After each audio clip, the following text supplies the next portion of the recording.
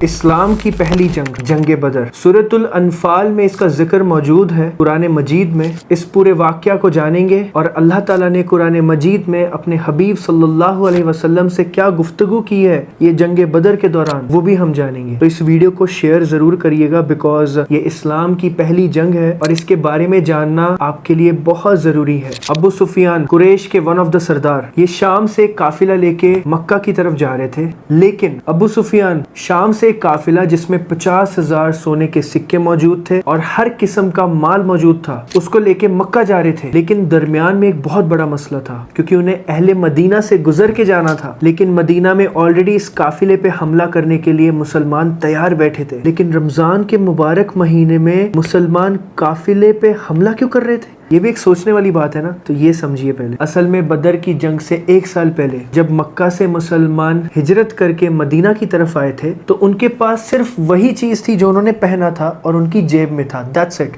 وہ مکہ میں اپنا گھر، اپنا مال، ہر چیز چھوڑ کے آئے تھے، تو مکہ والوں نے مسلمانوں سے بدلہ لینے کے لیے، ان کو تنگ کرنے کے لیے ان کے پیچھے سے ان کی جائیداد، ان کے گھر، ان کا مال سب کچھ بیچ دیا، اور شام سے ابو سفیان جو مال تجارت لے کے آ رہے تھے تو اس میں مسلمانوں کا بھی حق تھا اور ان کا مال تھا وہ، تو اس وجہ سے وہ اس مال پہ حملہ کرنے والے۔ اب ابو سفیان جس مال تجارت کے قافلے میں تھے ان کے پاس زیادہ سیکیورٹی نہیں تھی، اس وجہ سے ان کو بہت زیادہ ٹینشن تھی کہ مکہ والے فل سپیڈ اس قافلے کی مدد کے لیے یہاں پہ آئیں۔ تو جیسے ہی وہ بندہ مکہ پہنچا، اس نے کعبہ کے پاس جا کے اپنے اونٹ کے ناک اور کان کاٹ دیے اور اپنے کپڑے بھی پھاڑ دیے۔ ایک ایمرجنسی دکھانے کا ایک طریقہ تھا یہ ان کا۔ اب مسلمان فوج تو آلریڈی اس قافلے پہ حملہ کرنے کے لیے نکل چکی تھی، لیکن ادھر ابو جہل نے اس آدمی سے پوچھا کہ وہاں پہ کتنے آدمی ہیں، کتنے مسلمان ہیں؟ تو اس نے بولا ہوں گے آئی تھنک 300 سے اوپر، 313۔ تو ابو جہل نے کہا کہ ہم 1000 کا لشکر لے کے جائیں گے۔ پھر انہوں نے پوچھا کتنی تلواریں اور کتنے گھوڑے ہوں گے؟ تو انہوں نے بولا ہوں گے 2-3 گھوڑے اور 7-8 تلواریں ہوں گی ان کے پاس، زیادہ نہیں۔ تو ابو جہل نے کہا ہم 100 گھوڑے لے کے جائیں گے۔ اور اس نے پھر پوچھا کہ بھائی اونٹ کتنے ہوں گے؟ تو اس نے بولا کہ ہوں گے 70 کے آس پاس۔ تو بولے پھر ہم 170 اونٹ لے کے جائیں گے۔ اب ہم سمجھتے ہیں قرآن میں اللہ تعالیٰ اس بدر کے واقعہ کے بارے میں کیا فرماتا ہے۔ سورۃ الانفال میں اللہ تعالیٰ فرماتا ہے اعوذ باللہ من الشیطان الرجیم بسم اللہ الرحمن الرحیم، جس طرح نکال لایا آپ کا رب آپ کو آپ کے گھر سے حق کے ساتھ، ایک مقصد کے ساتھ، پرپسفلی، اور بے شک مومنین میں سے ایک گروہ ایسا بھی تھا جو ناپسند کر رہا تھا اس ہونے والے واقعے کو۔ اب ہمارے حضور پاک صلی اللہ علیہ وسلم تو اسی نیت سے گھر سے نکلے تھے کہ وہ جو تجارتی قافلہ آ رہا ہے ہم اپنا بدلہ ان سے لے لیں گے، کیونکہ انہوں نے مکہ میں ان کے ساتھ ناانصافی کی ہے، جو مسلمانوں کے گھر تھے ان کے گھروں کو بیچ دیا ہے، ان کا سارا مال ہڑپ کر لیا ہے، سو دیٹ ہم ان سے ابھی بدلہ لے لیں گے، اور زیادہ ان کے پاس سیکیورٹی بھی نہیں ہے ابو سفیان کے پاس۔ اسی وجہ سے مسلمانوں کے پاس جو تلواریں تھی، گھوڑے تھے، اونٹ تھے، جو وہ اتنے کم تھے، وہ اسی وجہ سے کہ ان کے دماغ میں یہی چیز تھی، ان کی نیت یہ تھی کہ ہم ابو سفیان کے قافلے پہ حملہ کریں گے اور اپنا بدلہ لیں گے اور ہمارا جو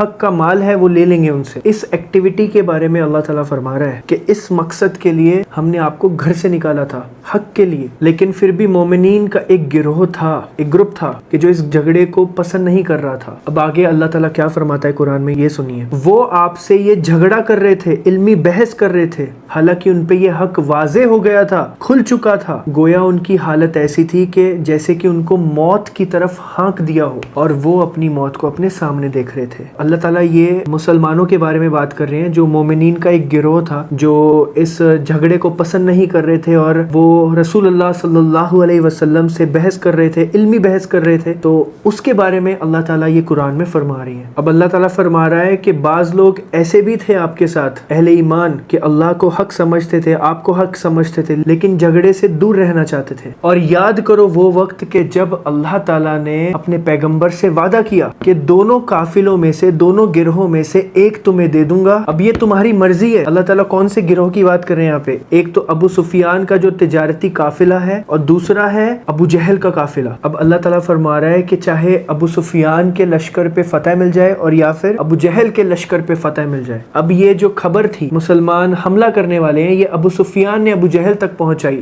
دیٹس دا ریزن وہ 1000 کا لشکر انہوں نے بھیج دیا مسلمانوں کی طرف۔ اب جو ابو جہل آ رہا تھا اپنے لشکر کے ساتھ مسلمانوں کے پاس، وہ مسلمانوں پہ حملہ کرنے کے لیے نہیں آ رہا تھا، وہ آ رہا تھا ابو سفیان کی مدد کرنے کے لیے، اپنا تجارتی قافلے کو پروٹیکٹ کرنے کے لیے۔ لیکن ابو سفیان اس وقت انہوں نے کیا کیا، انہوں نے ایک پیرلل روڈ ڈھونڈا جو سمندر کے پاس تھا، انہوں نے تھوڑا سا دور تھا وہ، اور وہ وہاں سے مکہ کی طرف چلے گئے، اور وہ تھوڑا لمبا راستہ تھا، اور وہ مکہ پہنچ گئے مسلمانوں سے بچ کے ابو سفیان۔ لیکن ابو جہل آلریڈی نکل چکا تھا اپنے لشکر کے ساتھ۔ اب اللہ تعالیٰ نے وحی کے ذریعے اپنے حبیب صلی اللہ علیہ وسلم کو تو یہ بتا دیا تھا کہ تمہیں دونوں میں سے ایک مل جائے گا اور تمہیں فتح ہوگی انشاءاللہ۔ اب اللہ تعالیٰ نے فیصلہ کیا کہ اب کافروں سے، مشرکین مکہ سے بدلہ لینے کا ٹائم آ چکا ہے۔ اب مشرکین مکہ پہ عذاب آنے والا تھا اللہ تعالیٰ کا۔ اب اللہ تعالیٰ آگے کیا فرماتا ہے قرآن میں کہ تم میں سے کچھ لوگ ایسے تھے جو پسند کر رہے تھے کہ ہمیں ابو سفیان والا لشکر مل جائے، تجارتی قافلہ جو وہ نہتہ قافلہ تھا، لیکن اللہ کچھ اور چاہتا تھا۔ اللہ یہ چاہتا تھا کہ حق کا حق ہونا ثابت کر دے اور کافروں کی جڑ کاٹ کے رکھ دے، یعنی کہ مشرکین مکہ۔ اب اللہ تعالیٰ کا پلان یہ تھا کہ نہتے مسلمان، 300 مسلمان کے ہاتھوں سے 1000 مشرکین مکہ کو جہنم واصل کرنا تھا، عذاب دینا تھا ان کو بتانا تھا کہ اللہ رسول پاک صلی اللہ علیہ وسلم کے ساتھ ہے۔ آگے اللہ تعالیٰ فرماتا ہے تاکہ اللہ تعالیٰ ثابت کر دے حق کو اور مٹا دے باطل کو، چاہے مجرم لوگ اللہ کے نافرمان اس کا برا مانے۔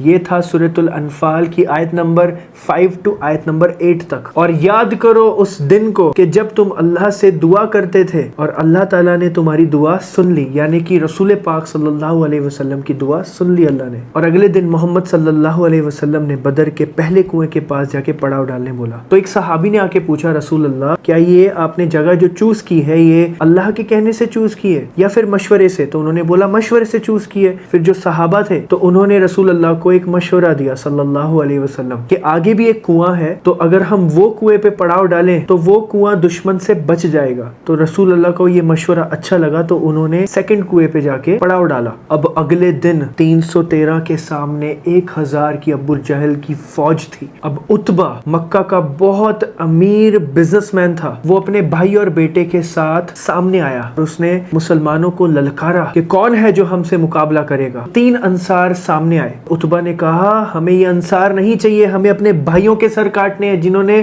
ہمارے باپ کے دین سے غداری کی ہے، ہمارے باپ کے ریلیجن سے غداری کی ہے۔ تو اس کے بعد حضرت حمزہ رضی اللہ عنہ، حضرت عبیدہ رضی اللہ عنہ اور 24 ایئر کے مولا علی رضی اللہ عنہ علیہ السلام اجمعین سامنے آئے۔ اور لڑائی جیسے ہی شروع ہوئی حضرت عبیدہ تھوڑے سے زخمی ہو گئے، لیکن عتبہ، اس کا بھائی اور اس کا بیٹا تینوں مارے گئے۔ عتبہ کا ایک بیٹا مسلمانوں کے ساتھ بھی تھا، اس نے اپنی آنکھوں کے سامنے اپنے بھائی کو، اپنے چاچا کو اور اپنے باپ کو مرتے ہوئے دیکھا، لیکن وہ مسلمانوں کے ساتھ میں رہا، حق کے ساتھ رہا۔ اب اس کے بعد ابو جہل نے مسلمانوں پہ چڑھائی کرنے کا فیصلہ کیا، اس نے فل فلیج حملہ کیا، لیکن اللہ کی مدد مسلمانوں کے ساتھ تھی، جیسے کہ اللہ تعالیٰ نے قرآن میں آلریڈی بتا دیا تھا کہ اس لشکر پہ جیت رسول اللہ صلی اللہ علیہ وسلم کی ہوگی۔ تو ایک مسلمان 5 مشرکین مکہ کو قتل کر رہے تھے۔ تو اس طرح سے بہت سارے مشرکین مکہ قتل ہو رہے تھے اور ابو جہل کو اندازہ بھی نہیں ہو رہا تھا کہ یہ کیسے ہو رہا ہے۔ مشرکین مکہ کی فوج پیچھے ہٹی، انہوں نے سوچا یار ہم ان سے 3 گنا زیادہ ہیں،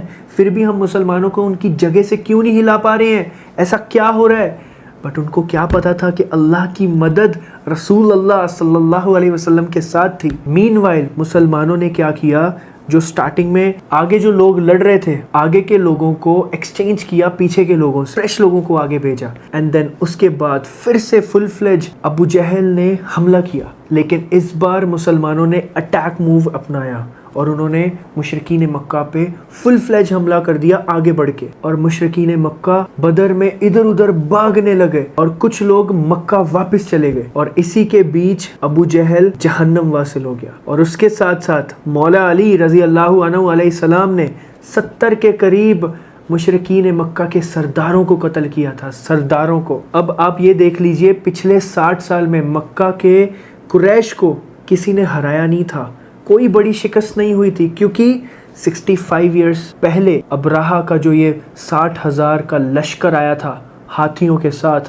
काबा पे चढ़ाई करने के लिए, तो पूरे अरब में ये मशहूर था कि जिसने अब्राहा के 60,000 लश्कर को हरा दिया तो उनसे हम कैसे पंगा ले सकते हैं। लेकिन 313 मुसलमानों ने मुशरिकीन मक्का के 1000 के करीब लश्कर को हरा दिया, वो भी निहत्ते मुसलमानों ने। और पूरा अरब कुरैश को अपना लीडर मानता था, लेकिन कुरैश 313 लोगों से हार चुके थे। वो ये जंग ही नहीं हारे थे, वो पूरे अरब में अपनी इज्जत भी हार गए थे। अब जंगे बदर से पहले रसूल अल्लाह सल्लल्लाहु अलैहि वसल्लम को अरब के लोग एक कमजोर आदमी समझते थे कि जिसको उसके ही मक्का वालों ने निकाल के मदीना भेज दिया और ये लोगों से मदद मांगते फिरता है।